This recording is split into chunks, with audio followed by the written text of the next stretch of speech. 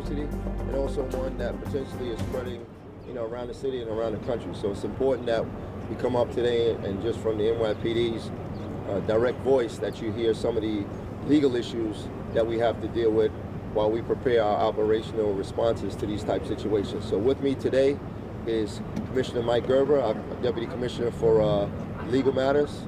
We also have Deputy Commissioner Kaz Daughtry, who's our Deputy Commissioner for Operations, and we're joined by Fabian Levy, who's the Deputy Mayor of Communications. All right, so Mike, you want to step up? Sure. Okay. Good morning, everyone. I just want to address a few of the issues that have been coming up over the past few days regarding what's happening at Columbia and around Columbia.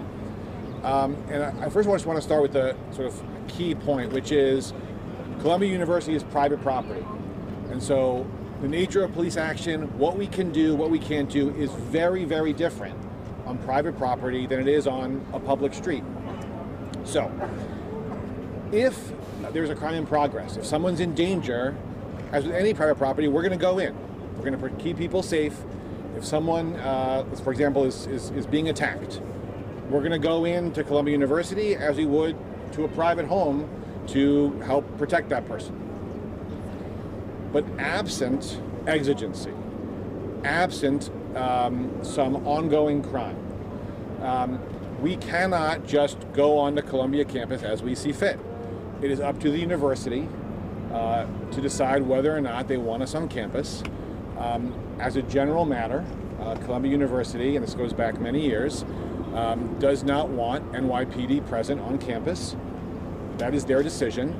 Last week, on Thursday, they informed us that they had students who were trespassing. They asked us to come onto campus to take action, and we did. But that was an exceptional case. In the normal course, they've made clear that we're not to be there, and so we're not there.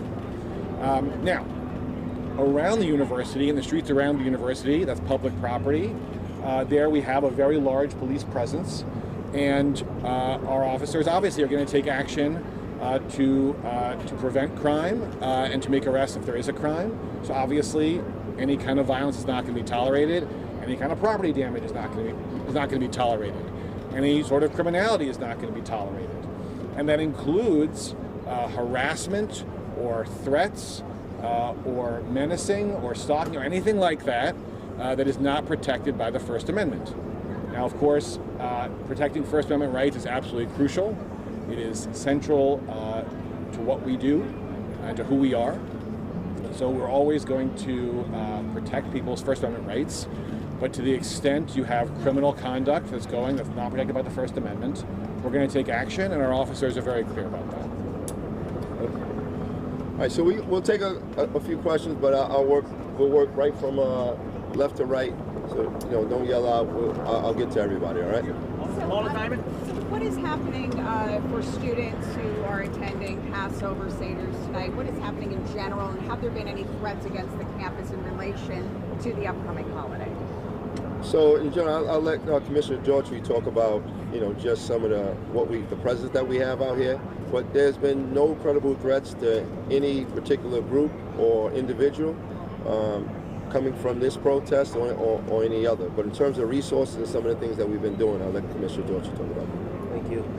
Thank you, Commissioner. To your question, we have been in contact with the school, and we advised the school that we would like them to have what's called safe corridors, where officers that the school, we told the school officials where our officers will be stationed at along the route if any of the students wanted to go off campus to go to wherever they want to go. But we're advising them to use our safe corridor pathways.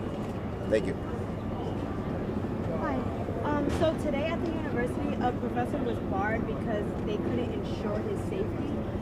Is the NYPD at any point, if the campus cannot ensure somebody's safety, is able to step in, or does that go back to what you were saying? Let Commissioner Gerber. Yeah. So the university makes decisions about who they let on their campus or don't let on their campus. And they're doing their own analysis, making their own decisions, making their own safety determinations. That's not us. Again, they're a private university, private property. Those are their decisions, not ours. If someone is on campus and they are in physical danger. If they are about to be attacked, for example, we're going to respond immediately, again, as we would in any location. But in terms of the decisions of the university in this regard, that's really a question for the university.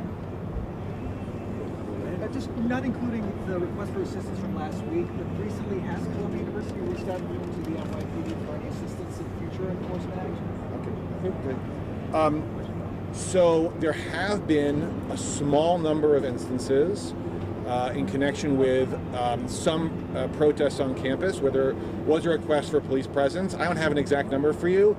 Certainly I know that on October 12th, there was a very large protest and counter protest on campus. And I remember in connection with that, the university did ask us to have a presence on campus to make sure that everyone was safe. That was October 12th. There may have been some other instances between October 12th and last Thursday. I couldn't give you an exact number, and whatever that number is, it'd be very small. These are exceptional. I'll add to that.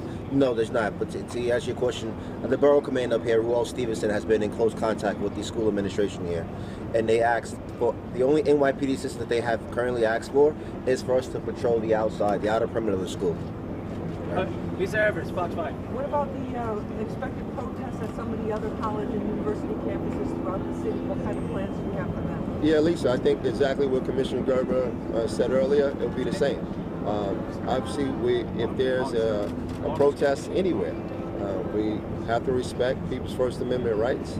However, people should be aware that if you cross that line and commit a crime, the NYPD will respond accordingly. So we are aware of potential other protests similar to this popping up, but there's that line between First Amendment rights and crimes being committed. We've got Sky News right down here.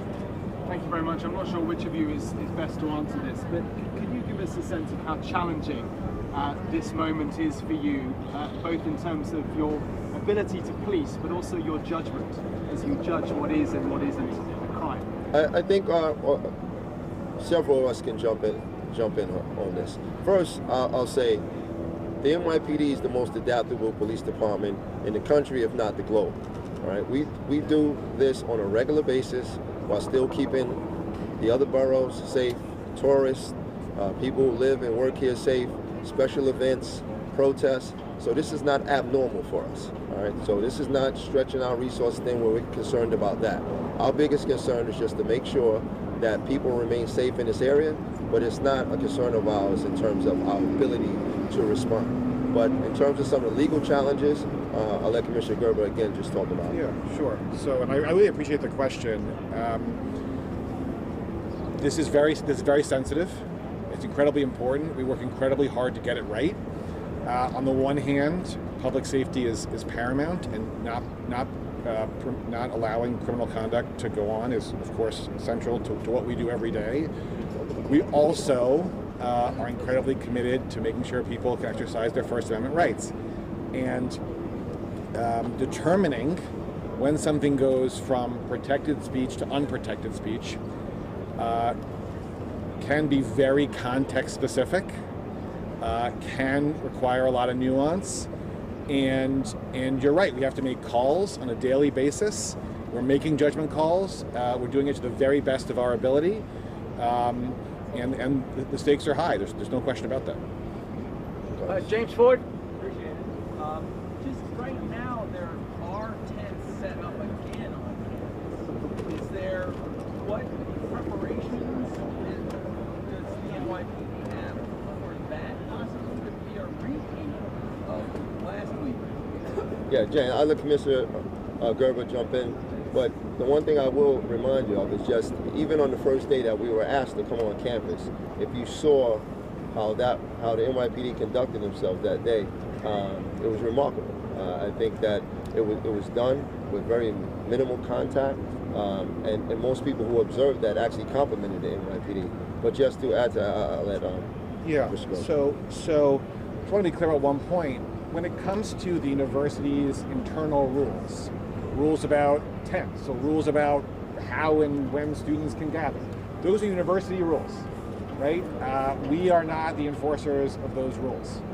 When we went in on Thursday, that was because the university contacted us and said that these students, having broken various rules, are trespassing.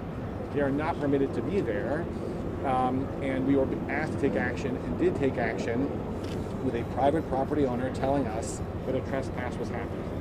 But when it comes to university rules about tents up, tents down, that's really a question for the university. We're gonna go right over here. Hold on one second. And just to add on to what Commissioner Gerber said, James, that day when the NYPD was called in, the officers did a fantastic job. 108 arrests were made that day. I'm not saying that the officers like arresting the students there, but it went off without any incidents. And the NYPD is ready, when needed, to go back and to help the school out, Columbia University out, or any educational institution in this city. Just to add on to that, so far from January 1st to now, there's been over 1,100 protests in this city. 1,100. And like the Commissioner Shepherd said, Police Commissioner Caban's department can adapt to anything that's thrown at them. Two more. Just to go back to that question of safety. So have you had any reports of students on campus either being harassed or assaulted? And I guess how do you guys communicate with the Columbia police to be able to even get that kind of data? Because wouldn't it be reported to their specific public safety office first? Sure. As far as the reports on campus of, we have received reports that students have been, with the Israeli students were walking on campus, had their flags taken away from them, snatched out of their hands. We also received reports that the Israel students, there were some hateful things that was said towards them, and they wanted to know if that was a crime or not.